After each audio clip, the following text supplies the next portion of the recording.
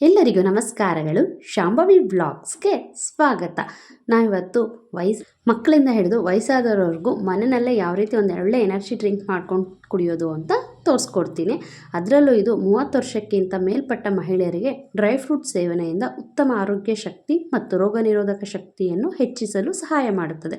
ಇವುಗಳಲ್ಲಿರುವ ಪೋಷಕಾಂಶಗಳು ನಿರ್ದಿಷ್ಟವಾಗಿ ಮಹಿಳೆಯರ ಆರೋಗ್ಯ ಸಮಸ್ಯೆಗಳಿಗೆ ಪರಿಹಾರ ನೀಡುತ್ತದೆ ಹಾಗೂ ವಯಸ್ಸಾಗುವಿಕೆಯ ಲಕ್ಷಣಗಳನ್ನು ಕೂಡ ಕಡಿಮೆ ಮಾಡುತ್ತೆ. ಮುಂಚೆ ಎಲ್ಲ 40 ವರ್ಷ ಆದಮೇಲೆ ಅಂತ ಹೇಳ್ತಿದ್ರು, ಆದರೆ ಇತ್ತೀಚಿನ ದಿನಗಳಲ್ಲಿ 30 ವರ್ಷದ ಮೇಲೇ ಈ ಸೇವನೆ ನಾವು ಮಾಡಲೇಬೇಕಾಗುತ್ತೆ. ನಾನು ಅದಕ್ಕೋಸ್ಕರ ಇಲ್ಲಿ ಹಿಂದಿನ ದಿನ ರಾತ್ರಿನಲ್ಲೇ ನಟ್ಸ್ ಆ್ಯಂಡ್ ಸೀಡ್ಸ್ನ ನೆನೆಸಿಟ್ಕೊಳ್ತಾ ಇದ್ದೀನಿ. ನಾನಿಲ್ಲಿ ಒಂದು ಸ್ವಲ್ಪ ಕಲ್ಲಂಗಡಿ ಬೀಜ ಹಾಗೂ ಕರ್ಬೂಜ ಬೀಜಗಳನ್ನ ತೊಗೊಂಡಿದ್ದೀನಿ. ಆನಂತರ ಇದಕ್ಕೆ ನಾನು ಎಲ್ಲ ಡ್ರೈ ಫ್ರೂಟ್ಸ್ಗಳಾದಂತಹ ಗೋಡಂಬಿ, ದ್ರಾಕ್ಷಿ, ಸ್ವಲ್ಪ ಬಾದಾಮಿ ತೊಗೊಂಡಿದ್ದೀನಿ. ಹಾಗೆ ಒಂದು 2 ಖರ್ಜೂರ ಮತ್ತು ಒಂದು ಅಂಜೂರ ಹಣ್ಣನ್ನ ತೊಗೊಂಡಿದ್ದೀನಿ. ಹಾಗೆ ಇಲ್ಲಿ ಪಿಸ್ತಾ ಕೂಡ ಹಾಕೋಬೋದು ನೀವು. ನಾನು ಸಾಲ್ಟೆಡ್ ಇತ್ತು ಅಂತ ಇದಕ್ಕೆ ಹಾಕಿಲ್ಲ, ನಾರ್ಮಲ್ ಸ್ವೀಟ್ ಪಿಸ್ತಾ ಇತ್ತು ಅಂದರೆ ಹಾಕ್ಕೊಳ್ಳಿ. ಹಾಗೆ ಸ್ವಲ್ಪ ವಾಲ್ನಟ್ನ ಸೇರಿಸ್ಕೊಂಡಿದ್ದೀನಿ. 1 ಸ್ಪೂನಷ್ಟು ಬಿಳಿ ಎಳ್ಳು ತೊಗೊಂಡಿದ್ದೀನಿ. ನೀವು ಇದಕ್ಕೆ ಕರಿ ಎಳ್ಳು ಹಾಕಕ್ಕೆ ಹೋಗಬೇಡಿ, ಬಟ್ ಕರಿ ಎಳ್ಳು ಆರೋಗ್ಯಕ್ಕೆ ತುಂಬಾ ಒಳ್ಳೆಯದು, ಆದರೆ ಇದರಲ್ಲಿ ಟೇಸ್ಟ್ ಚೆನ್ನಾಗಿ ಆಗಲ್ಲ. ನಾನಿಲ್ಲಿ ಬಿಳಿ ಎಳ್ಳಲ್ಲಿ ಕ್ಯಾಲ್ಶಿಯಂ ತುಂಬ ಜಾಸ್ತಿ ಇರುತ್ತೆ, ಹಾಗಾಗಿ ನಾನಿಲ್ಲಿ 1 ಸ್ಪೂನಷ್ಟು ಬಿಳಿ ಎಳ್ಳು ತೊಗೊಂಡಿದ್ದೀನಿ. ಹಾಗೆ ನಾನಿಲ್ಲಿ ಸ್ವಲ್ಪ ಒಣಕೊಬ್ಬರಿ ಕೂಡ ತೊಗೊಂಡಿದ್ದೀನಿ. ಇದು ಕೂಡ ತುಂಬ ಅಂದರೆ ತುಂಬಾ ಆರೋಗ್ಯಕ್ಕೆ ಒಳ್ಳೆಯದು. ಹಾಗಾಗಿ ನಾನಿಲ್ಲಿ ಒಂದು ಚಿಕ್ಕ ಮುಷ್ಟಿಯಷ್ಟು ಒಣಕೊಬ್ಬರಿನ ಕೂಡ ಸೇರಿಸಿ ಕುಡಿಯೋ ನೀರನ್ನೆಲ್ಲ ಇದನ್ನ ಒಂದು ಸತಿ ನೀಟಾಗಿ ತೊಳೆದಿಟ್ಕೊಂಡು ಮತ್ತೆ ಕುಡಿಯೋ ನೀರನ್ನೇ ಸೇರಿಸಿ ನಾನು ಒಂದು ರಾತ್ರಿ ಇಡೀ ನೆನೆಸಿಡ್ತೀನಿ. ಈ ರೀತಿ ನಾವು ರಾತ್ರಿ ಇಡೀ ಈ ಖರ್ಜೂರ, ಡ್ರೈ ಫ್ರೂಟ್ಸ್ಗಳು ಮತ್ತು ಒಣಕೊಬ್ಬರಿನೆಲ್ಲ ನೆನೆಸಿಡೋದ್ರಿಂದ ನಮಗೆ ಆರೋಗ್ಯಕ್ಕೆ ಎಷ್ಟೆಲ್ಲ ಪ್ರಯೋಜನಕಾರಿಯಾಗುತ್ತೆ ಅಂತ ಹಾಗೆ ತಿಳ್ಕೊಳ್ಳೋಣ.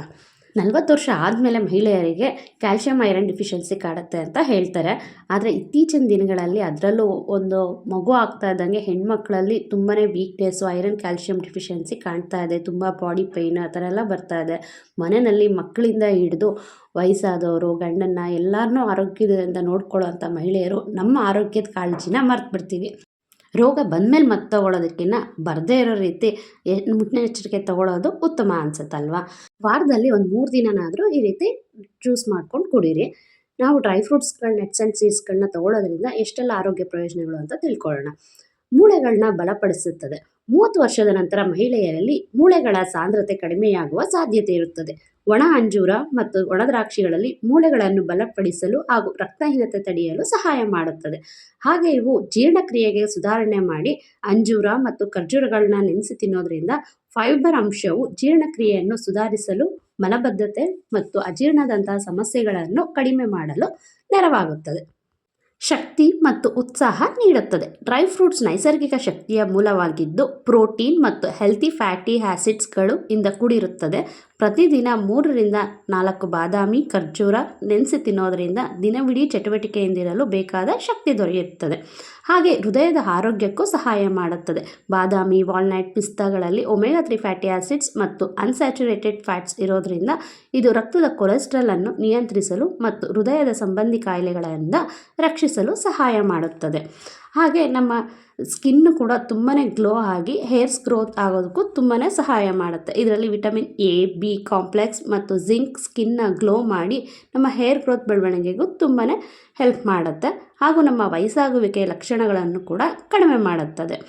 ನಾನಿಲ್ಲಿ ರಾತ್ರಿ ನೆನೆಸಿಟ್ಟಿರೋದನ್ನ ಬೆಳಗ್ಗೆಲಿ ಅದನ್ನ ಸಪ್ರೇಟ್ ಮಾಡ್ಕೊಳ್ತಾ ಇದ್ದೀನಿ. ಸ್ವಲ್ಪ ಬಾದಾಮಿನ ಸಿಪ್ಪೆ ಬಿಡಿಸಿ ಹಾಗೆ ಖರ್ಜೂರ ಬೀಜಗಳು ತೆಗ್ದು ಹಾಕೋಣ ಅಂತ ಸಪ್ರೇಟ್ ಮಾಡಿಕೊಂಡು ಸ್ವಲ್ಪನೇ ನೀರು ಸೇರಿಸ್ತಾ ನಾನು ಇದ್ರದ್ದು ಹಾಲನ್ನ ರುಬ್ಬಿ ತೊಗೊಳ್ತೀನಿ. ಮತ್ತು ಈ ಡ್ರೈ ಫ್ರೂಟ್ಸ್ಗಳನ್ನ ರೆಗ್ಯುಲರಾಗಿ ತೊಗೊಳೋದ್ರಿಂದ ತೂಕ ನಿರ್ವಹಣೆಗೆ ಕೂಡ ಸಹಾಯ ಆಗುತ್ತೆ. ಸರಿಯಾದ ಪ್ರಮಾಣದಲ್ಲಿ ಸೇವಿಸಬೇಕು, ಅತಿಯಾದರೆ ಅಮೃತನೂ ವಿಷ. ಹಾಗಾಗಿ ನಾವು ನಿಯಮಿತವಾಗಿ ಒಳ್ಳೆ ಪ್ರಮಾಣದಲ್ಲಿ ತೊಗೊಳೋದ್ರಿಂದ ನಮ್ಮ ಹಸಿವನ್ನು ನಿಯಂತ್ರಿಸಿ ತೂಕ ನಿರ್ವಹಣೆಗೆ ಸಹಾಯ ಮಾಡುತ್ತದೆ. ಹಾಗೆ ರೋಗ ನಿರೋಧಕ ಶಕ್ತಿ ಹೆಚ್ಚಿಸಿ ಸೋಂಕುಗಳ ವಿರುದ್ಧ ಹೋರಾಡಲು ಸಹಾಯ ಮಾಡುತ್ತದೆ. ಇನ್ನು ಯಾರೆಲ್ಲ ಸಬ್ಸ್ಕ್ರೈಬ್ ಮಾಡಿಲ್ವೋ ಈಗಲೇ ಸಬ್ಸ್ಕ್ರೈಬ್ ಮಾಡಿ.